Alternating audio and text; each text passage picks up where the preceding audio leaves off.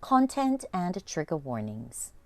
This video contains graphic descriptions of crime scenes that some viewers may find disturbing, is intended for mature audiences only, contains adult dialogue and strong language which may be unsuitable for children, may have bloody violence.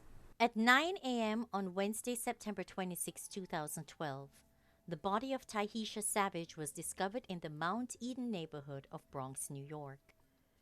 34-year-old Savage was a mother of two children, 16-year-old son Darwin Jackson, also known as D, and 7-year-old daughter Ashley. Savage had not been reported missing. Savage's body was discovered when a building super went to throw out some garbage, and when he removed the lid from the bin, he saw her crumpled body inside with what he believed to be a gunshot wound to her head. She was wrapped in a Scooby-Doo blanket. The super immediately called the police. During the commotion, Jackson was seen in front of the apartment complex with his little sister, Ashley.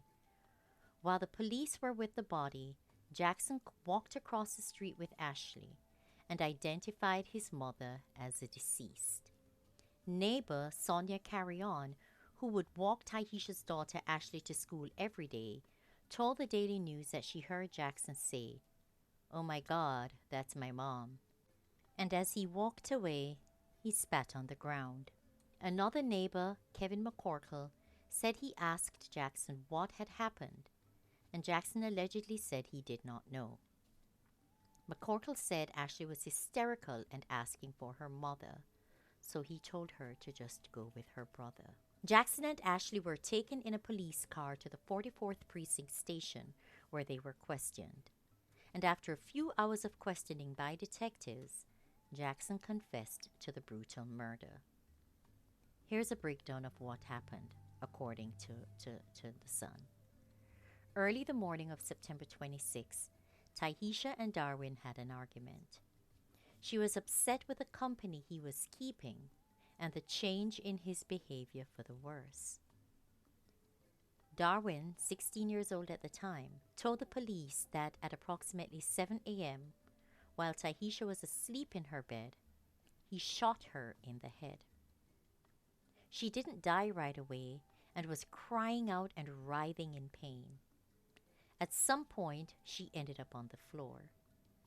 Darwin said she tried to get up off the floor, so he got his wooden baseball bat and hit her numerous times in the head with it.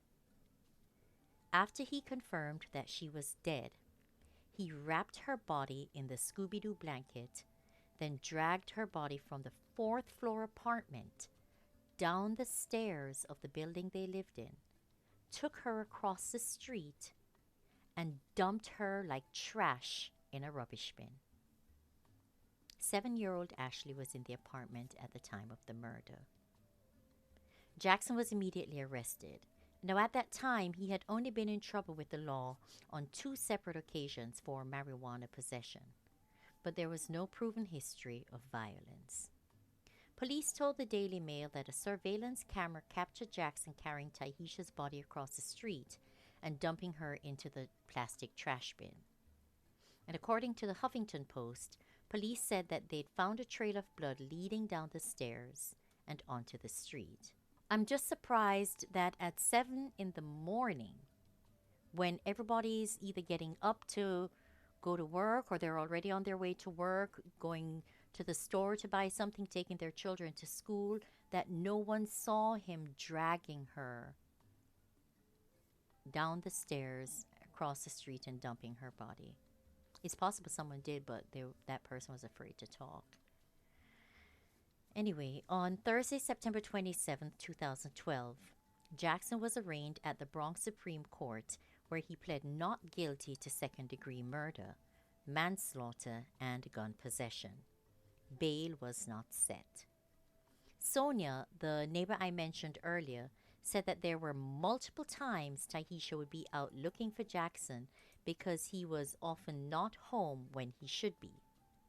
One of Jackson's former friends, Naquan Mackey, told the New York Post that everything about Jackson he kept to himself, and he didn't want to get involved in something he didn't understand because one word could push the wrong button in Jackson, as he was a quiet, angry person. Mickey also described Jackson as a muscular teen who practiced boxing and played basketball. Neighbor Ralph Tejada told the New York Post that sometimes he'd go past the apartment and hear Tihesha and Darwin arguing, because he was staying out too late or he was hanging out with the wrong crowd. But Tejada generally described Jackson as a good kid. Tejada also said that Savage was a sweet person and caring mother who loved her children, but stayed to herself a lot.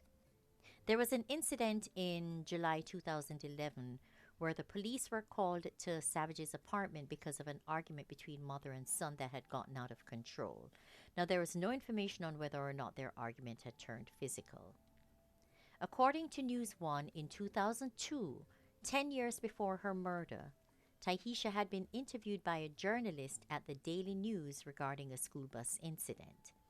Tihesha had told the interviewer that she preferred to walk her son to school herself, as the school bus did not have a monitor on board. At the time of the interview, Darwin was 6 years old. In May 2016, Jackson accepted a plea deal when prosecutors agreed to lower the charge from murder to manslaughter. But on Thursday, 23rd of June 2016, at Bronx Supreme Court, the same court he was arraigned at in 2012, 20-year-old Jackson tried to retract his guilty plea. In court, he said, "I was only 16 when I committed this crime. I've been falsely accused and misrepresented." Okay, I'll leave that one alone. Jackson's defense attorney said that Jackson claimed to have been physically and sexually abused by both of his parents and had tried to kill himself twice. Now, if his allegations were true, that's awful, as no child should be subjected to abuse, especially abuse of those kinds, and especially at the hands of her or his own parents. But Judge Alvin Yearwood was not having it. He reminded Jackson that he had sworn numerous times to Judge Yearwood at the plea hearing that Jackson knew what he was doing. Yearwood said, "I didn't go through all that with you to hear myself speak. I don't even like to hear my own voice." Jackson was sentenced to 25 years in prison with 5 years post-release supervision. This means that if the 4 years he was in jail prior to this hearing, before the sentencing, if his 4 years counts as time served, he will be out of prison no later than 2037, about 15 years from now.